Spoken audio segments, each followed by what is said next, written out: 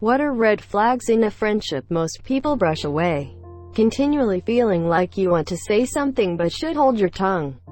I'd like to add to this, but I think I'll hold off. Being dismissive of all your interests and achievements.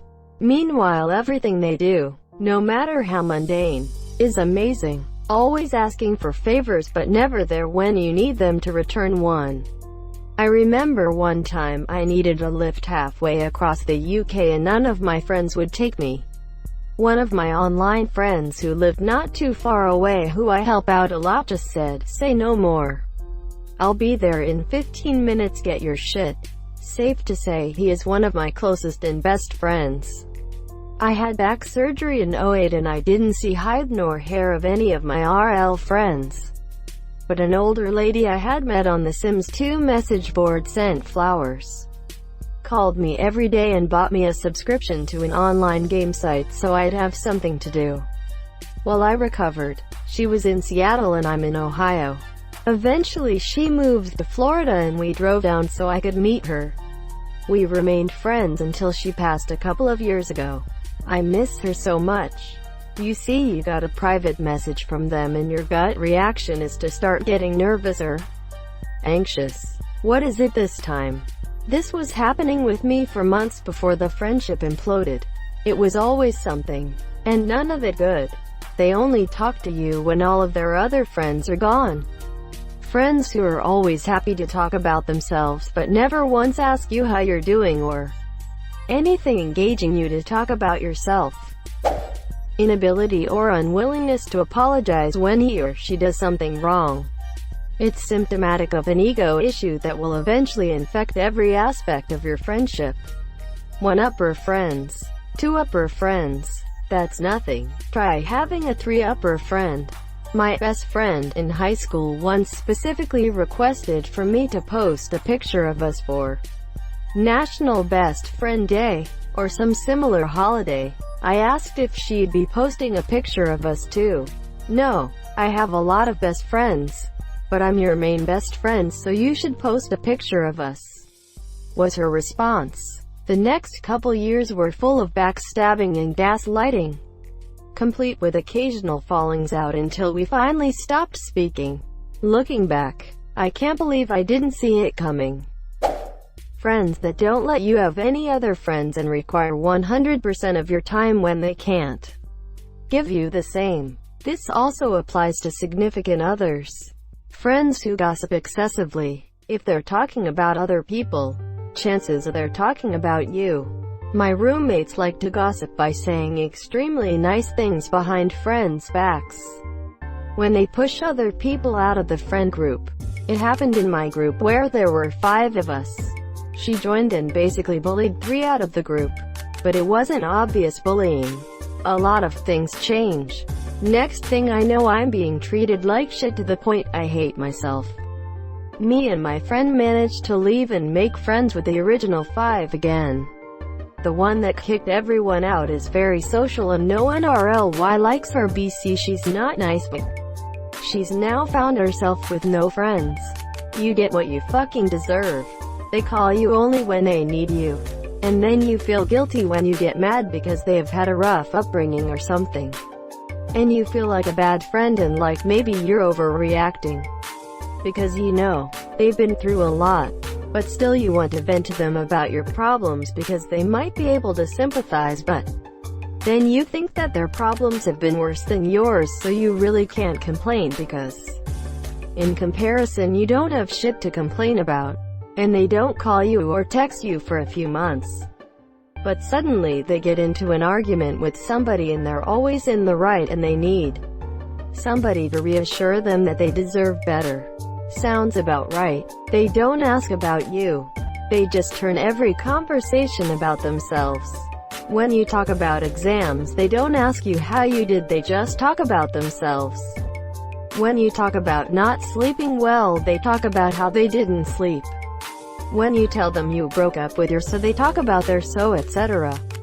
Some people think that that is how you show empathy. By showing you have similar problems, it becomes a real problem when they combine it with being a topper. I slept awful last night. Woke up at 3 and just gave up. Ugh. Me too. I never did fall asleep and I just laid on the couch all night. Reading these comments are helping to calm my anxieties about whether or not I'm a good friend. So thanks for that, y'all. Another sign of a bad friend is no self-reflection. Sounds like you don't fall into that category either. I've got a friend who loves to talk about himself. Everything is always about "Hi, monsieur." So, when I'm out with my friends and he's in our group, we created a game where you have to drink every time he starts a conversation about himself. It's made it a lot more tolerable. Edit. To those of you who think we do it behind his back, I never said we do. It's something we've talked about with him plenty of times and he's aware of. He's not a bad guy at all. It's just how he is. He also doesn't mean anything bad by it. He's aware we do it. We are all just super close, so we've just made a game out of it, and now he often catches himself doing it. Edit 2. Yes, he will drink with us.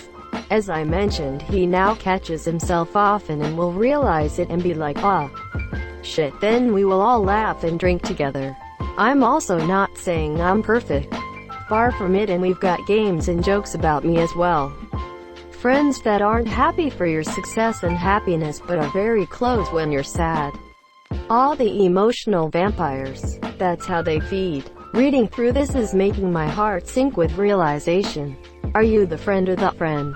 The friend. I've been blocking out most of it, but stepping back and looking at my friend group and how they've treated me for the past year or so is like a slap in the face.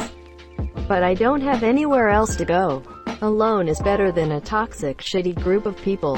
You have your own value and can branch out into areas where you'll meet other people. Friends who constantly call you for advice but never take it and continue to involve you in their drama. If you're not going to make moves to improve your situation, stop asking me for help. Assholes. Passive-aggressive insults to other friends. Or to you. They never say anything supportive of you, but they will point out your flaws, and can't wait to burn you, because it's funny, to the monsieur, and then the follow-up of "You're too sensitive, it's just joking." Good vibes only, friends. That mentality is fine to have with yourself, but you can't force that on others. My best friend adopted this attitude, and from then on, whenever I would come to her for support or advice on an issue I was having, she'd cut me off and say, good vibes only. Remember? Because I was bringing her down. I put up with it for a long time because I thought she was right, that I was burdening her. But then I finally realized that that's not how real friends act. They're supposed to support and help each other. Edit. Thank you for the silver. And many people are bringing up how some people set up boundaries because they are going through something themselves and can't help someone else at the moment, or that the person will only come to them for negative things. I completely agree. Neither extreme is a healthy friendship. Referred to online as toxic positivity. Friends that constantly hit you. AAARFK. I can't believe you've done this. The ones who create and constantly dominate group chats. Edit. I mean when they act like the alpha dog, or that you're privileged to be in their chat, or like they're the final word on anything posted in it. My circle of friends was actually severed in half because of this. Friend brings in another friend and she starts dominating everything. Friends who are good to you when one-on-one but constantly put you down in group settings. This is a big sign of insecurity, jealousy. Other signs: inappropriate attention-seeking behaviors. Trying to twist the situation on you when confronted about things. Not respecting your boundaries. Is super friendly with new people but in a disingenuous, I wanna be liked the most way. Constant gaslighting. Getting mad at you for not going by the exact same moral playbook as them. When in group settings they get really uncomfortable and try to change the subject or put you down extra if attention is on you. Acting they like can take constructive feedback but actually taking it out on you in small ways throughout the rest of the day. Edit. Thanks for all the upvotes and the silver.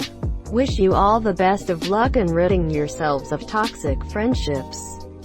Don't go wasting your time on people who don't treat you with the respect you deserve. When you can't trust a damn word they say, or any promise they make to you, you know you don't have a good friend. This is subtle and a bit counterintuitive, but beware of the rescuer martyr. The person that's always rushing out to help and give everyone else their all, whether or not it's needed or whether the recipient is comfortable with it. They are good people, very well-intentioned and saintly in their generosity with their time and energy.